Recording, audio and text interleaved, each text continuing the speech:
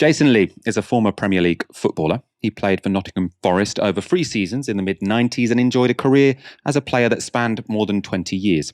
But throughout his time at Nottingham Forest, Lee was regularly targeted by David Baddiel on his BBC comedy show Fantasy Football League. Baddiel's sketches involved him donning blackface and wearing a pineapple on his head in a racist caricature of Lee and his dreadlocks. And they mocked his ability as a footballer despite his success. Now, we're not going to show the clips, but they involved things like Lee's white manager, played by Frank Skinner, pretending to drink juice out of the pineapple on Lee's head by sucking on one of his locks. The sketches led to fans chanting racist slurs at the player, both on the pitch and off. And until now, Baddiel had never personally apologised to Lee. On his podcast, Absolute Lee, Jason Lee said this about Baddiel's timing. I mean, my first question would be, why has it taken 25 years for you to reach out, really, and have this conversation?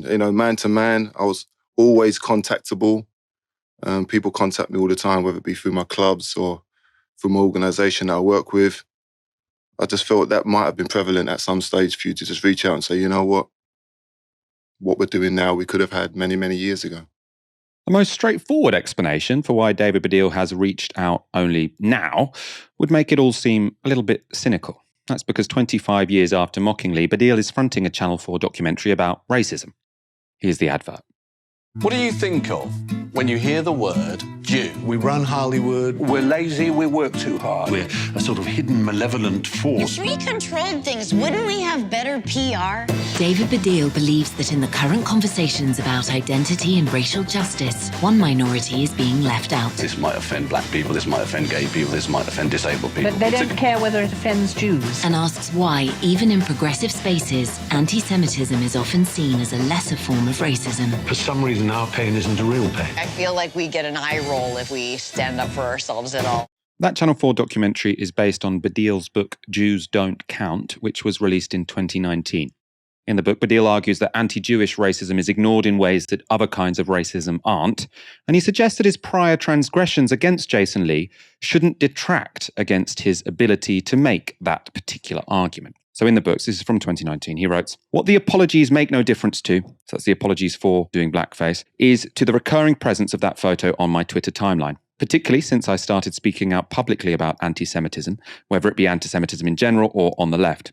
In fact, it can seem that what the people demanding apologies from me want is not apologies. What they seem to want really is silence. They want me to shut up, particularly about anti-Semitism. As far as they are concerned, the photo of me as Jason Lee is a trump card that means I cannot speak about racism, even the racism that threatens me personally.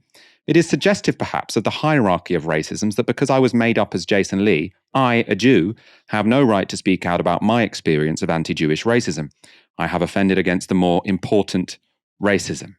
Baddiel was clear in 2019 he had apologised for doing blackface, but it's now apparent that the apology had not been made directly to Jason Lee. This is Lee speaking to The Times about his and Baddiel's recent conversation. "It was long overdue. I've never seen him before until he walked in. Timing is everything. He's back in the public eye again. Football tournaments are his moment. Free lines, football coming home is everywhere again. And he's doing his show. I understand fully he's used this situation mostly to benefit the documentary. To move forward, he needed to address this situation."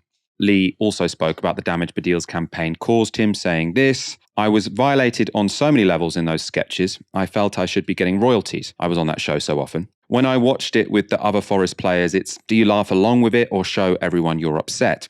I was being bullied. I'd brush it off and say, yeah, whatever. I'd never exhibit any weakness. The environment that we're in, you can't exhibit any weakness. Nobody wanted to hear me say, I'm distraught, I'm devastated. Listen, I've got a game to play. I have to perform. They're relying on me." Now, the effects of Baddiel sketches have followed Lee for decades. One of them was the fan chant, "He has a pineapple on his head." As you can see here, as recently as 2017, bookmakers Ladbrokes used the excuse of Lee's birthday to resurrect it. And during his career, Lee had tried to fight back against the abuse. In his recent interview with The Times, he described how he celebrated a goal he scored in 1996. He said, "I held my hair up, and that was me like, here I am, here are my locks, deal with it.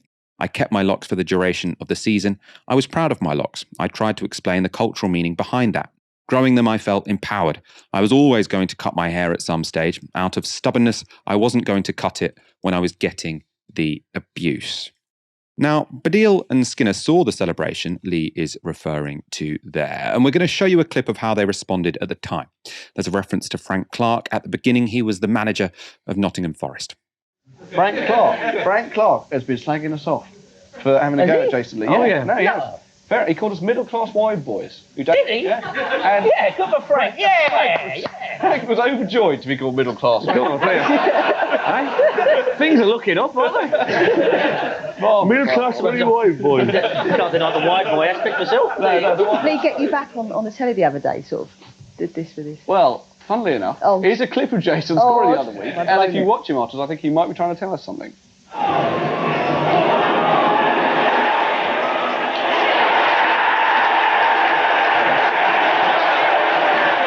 Do you think Jason's got better recently? Because we think he has. Yeah. We think he's... No, seriously. We did. Interesting distinction. We actually... When you stop beating your wife, it's one of those, isn't it? No, we wrote him a letter, actually, didn't we? We did, yeah. We said, Dear Jason. Yeah. Come on. Yeah. We said, come on. And we have fun. And he hasn't sent us one back. Apparently he tried to, but he couldn't quite get it in the mailbox. Yeah! That's style. The first thing that I want to talk about is the impact of the racist bullying that Jason Lee experienced, because I think sometimes it can be hard to explain to people who aren't a racialized minority that when you are being denigrated or mocked for a feature of your appearance which marks you out as being a racialized minority, it's not just like being called short or ugly or some other word which is insulting or disparaging but not racialized. It feels like there is this thing and you're born with it, and at once it's such a source of pride and cultural meaning, and it ties you to your heritage and to your family and where you've come from. And it's also something which marks you out as a second or even a third class citizen, and it impacts your every interaction you have with the world around you.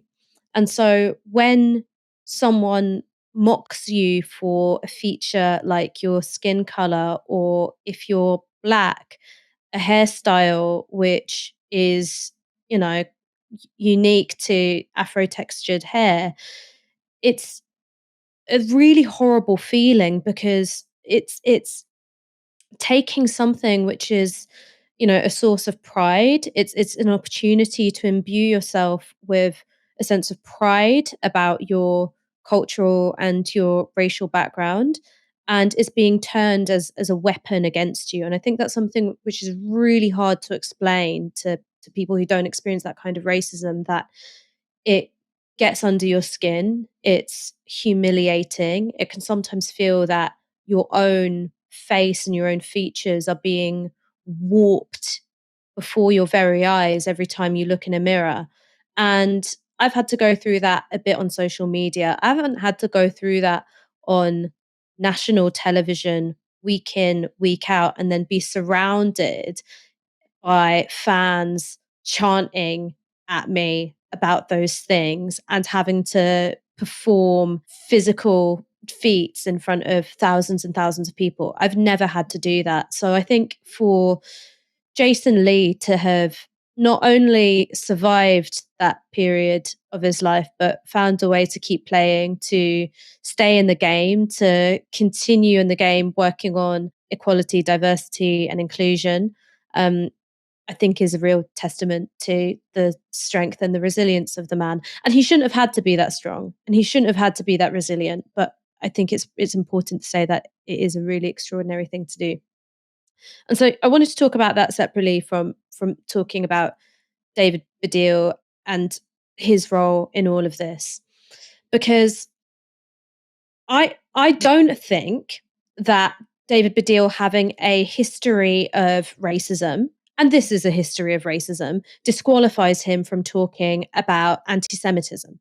I don't even think it disqualifies him from talking about racism. I feel quite comfortable to go, okay, let's tackle this on the truth of what you're saying. But for me, the specific history of David Baddiel's racism and the fact that it has never once impacted his career.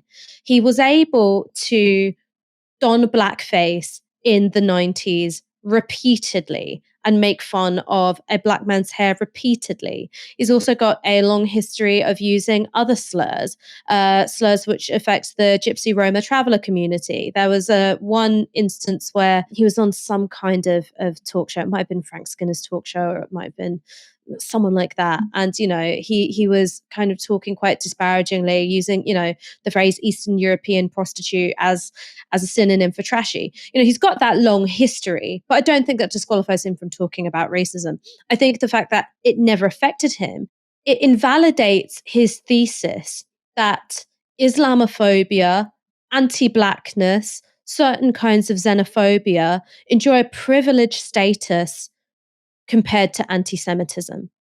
Because his career has never been impacted by any of these things. In fact, there was so little impact of his own history of racism that he was then able to become an expert on racism, have a best-selling book and a documentary where he gets to opine at length about racism and talk not just about his experiences of anti-Semitic racism, but to say, and I think that these other groups effectively have it so good.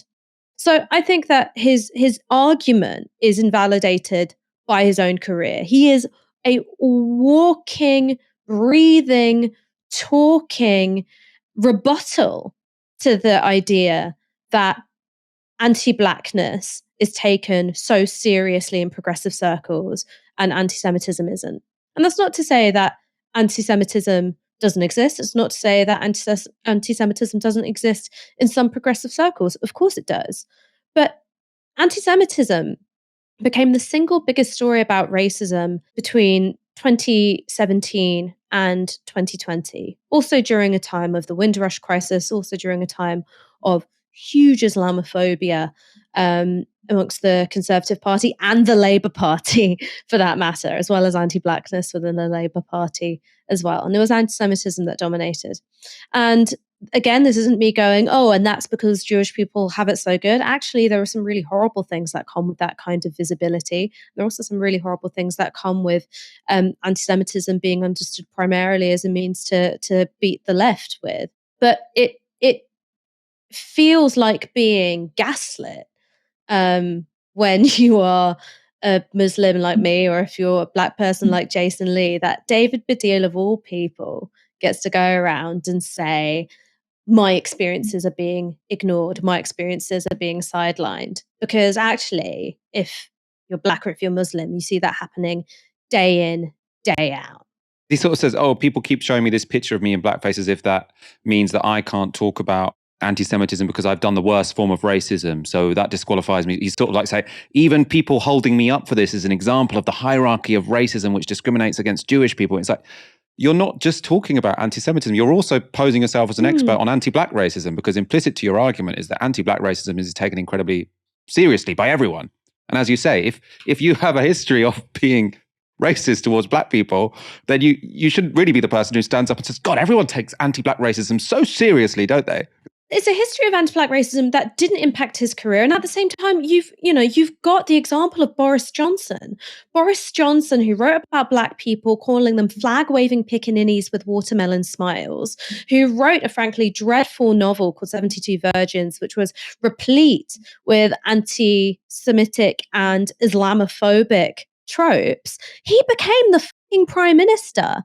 So don't piss in my pocket and tell me it's raining and tell me that there is some unique blind spot which only impacts Jewish people in progressive circles and absolutely everybody else has it so good. It's so insulting. And I've tried to be nice about this book and I've tried to be, generous in my critiques of it, but it is also a racist book. And it's a racist book not simply because it minimizes and I think in many cases erases the experiences of racism in progressive circles, which were endured by Black people, by Muslim people, by people from the Gypsy, Roma and Traveller community. But there is this one really bizarre moment where he picks on a queer Arab poet called Omar Sakar, who sees this picture of Jesus, which is, supposed to be how Jesus would have looked today. And he goes, oh, he looks like family.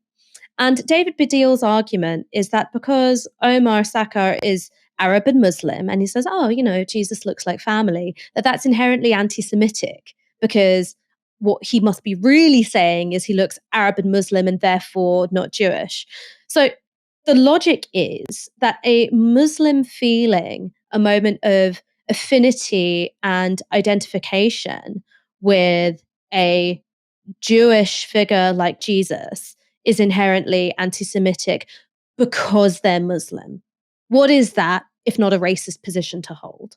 Yeah, and I mean, if you're watching this thing, why are you talking about this random guy who used to be like a 90s comedian and now wrote some very ill-informed book? It has become an incredibly dominant narrative, hence why there is a Channel 4 documentary with the title of his book as its title.